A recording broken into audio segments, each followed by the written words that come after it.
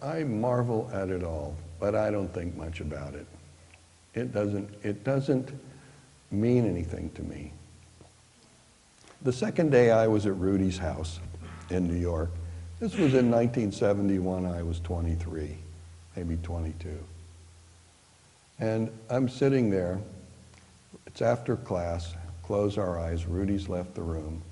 I start feeling that I am sinking, sinking, sinking, sinking.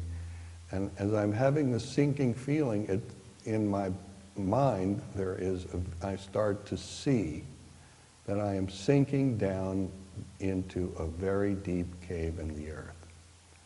And I come to a place where I am now on the ground. I am no longer sinking. And I open my eyes and I look around, and it's stinky. And there is a fire, and there's I'm in a cave, and there's a fire down the way. So I'm not moving, but suddenly I am noticed by a very large, blue, ox-headed, two-legged, two-armed, ox-headed being who is moving toward me. And it looks a lot like the devil to me.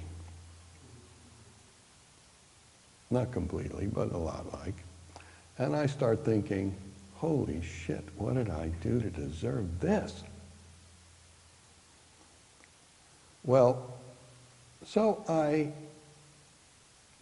started to think about it for a minute, and I remembered what was going on in my life at that moment, and I said, well, the thing that got me here was opening my heart and trying to love God.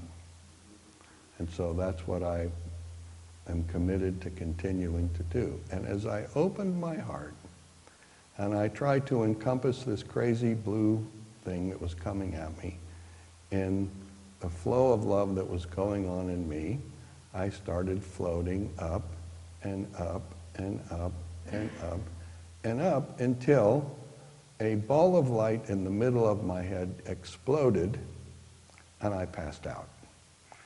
And I woke up on the floor of Rudy's meditation room, and everybody was gone. It was empty except for me. And I picked myself up and kind of dragged myself upstairs. And I was a little bit nervous because Rudy was pretty fierce about not being late for dinner. And I thought for sure I was going to get whooping. And I was a little bit delicate, I hadn't been there that long. So I walk in, and Rudy looks over at me and smiled and said, I saved you a plate.